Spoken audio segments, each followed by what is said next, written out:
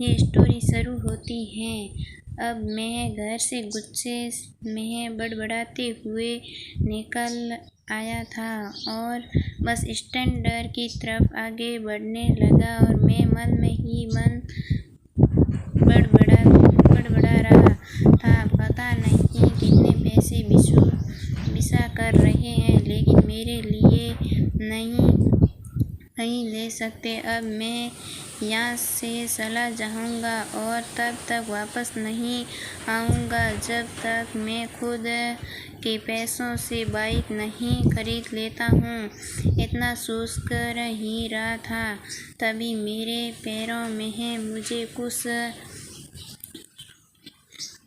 छूने का एहसास हुआ। नीचे देखा तो समझ आया कि जल्दबाजी में पापा ने जूते पहने आया हूँ। उन जूतों में कील उभरी हुई थी जो मेरे पैरों में बार घाव किए जा रही थी, लेकिन उस समय गुस्सा अधिक था तो मैं बड़बड़ाते हुए आगे बढ़ गया। एकाएक मुझे याद आया कि मैं पापा का पर्स भी साथ ले आया हूँ। मेरे खुराफाती दिमाग में एक ख्याल आया, क्यों न आज पापा का पर्स शौक किया जाए, जिससे आज तक उन्होंने किसी का हाथ तक नहीं लगाने दिया था। पता नहीं कौन सी खजाना छुपा है इस पर्स में जो किसी को हाथ नहीं लगाने देते थे। अब मैं पापा कहा तब मैंने सोचा, ओह तो यह खजाना छुपा रहा है। मैं समझ रहा था कि ये पापा ने लिखा होगा कि किसी कितने पैसे और किसके कितने दिमाग थे। गलत था कि जब मैंने चोट डायरी के पैर वहाँ तो थे। डायरी में जो लिखा था उसे पढ़ने के बाद में मेरे चेहरे पर एक्सपर्ट हो चुका था, क्योंकि डायरी में वैसा नहीं था जैसा मैं सोच रहा था। वहाँ पर उन पैसों की हिसाब लिखा हुआ था। अगले कामों में अलग लोगों ने तो कंप्यूटर नाम पर भी पैसे लिए गए थे और 50,000 बेटे को कंप्यूटर के लिए था और आज ही यूज के लिए। मुझे पता नहीं था कि कंप्यूटर खरीदने का पैसा कहाँ से लिए थे। मुझे आज भी याद आया, अब मैं पहली बार कमरे के लिए जिद थी और मेरे पापा ने 2 हफ्ते बाद बर्थडे पर जिसे देखकर बहुत था और मुझे खुश देखकर कहीं ज़्यादा। अगर कोई खुश था तो वहाँ थे पापा। अब चेहरे पर गुस्सा एकदम गायब हो चुका था। अब मैं आगे का पढ़ता प्लेट, वहाँ कुछ इंसा लिखी हुई थी। पहली जो विश थी उसमें जो लिखा हुआ था, अच्छे जूते पहने। यहाँ बात मेरी कुछ समझ नहीं आई और तभी मेरे पाँव अचानक सड़क पर भरे हुए पानी पर जा पड़ा। तभी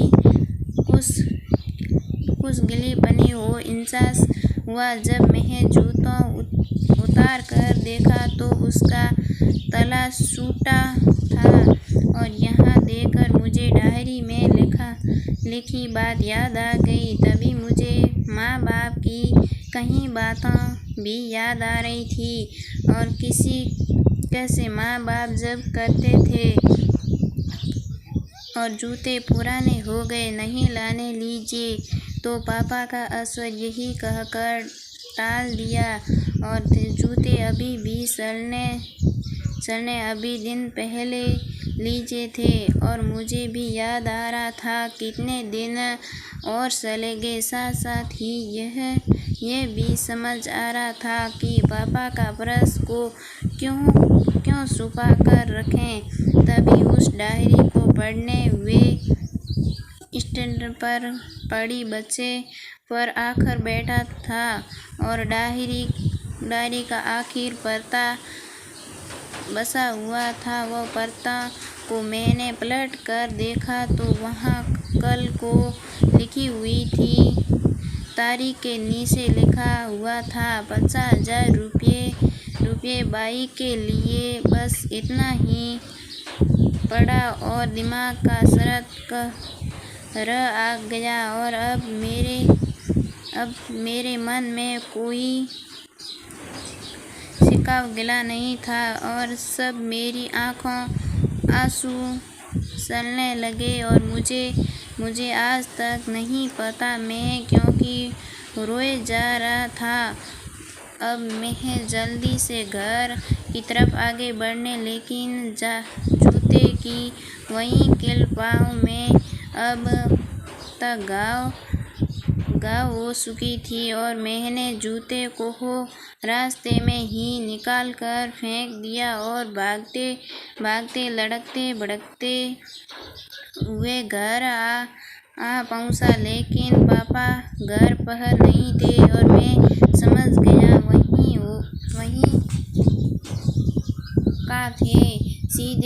सीधे पास वाली बाइक एजेंसी की तरफ भागा और पता नहीं कहाँ इतनी तलाक हो गई और भागते थक नहीं रहा था और वहीं बिना जूते नर पैरों जैसे तैसे बाइक एजेंसी पर पहुंचा और पापा वहीं थे और मैंने पापा को दौड़कर गला लगा लिया और मेरी आँखों से आंसू रुकने का नाम ही नहीं ले रहा पाता था। समझ में नहीं आ रहा था क्यों हो रहा है और मैंने पापा से कहा पापा मुझे मोटरसाइकिल नहीं चाहिए, आप अपने जूते ले लीजिए। अब आज मैं जो करूँगा मेहनत वाले बलबूत करूँगा दोस्त। सब इतना ही सी थी कहानी।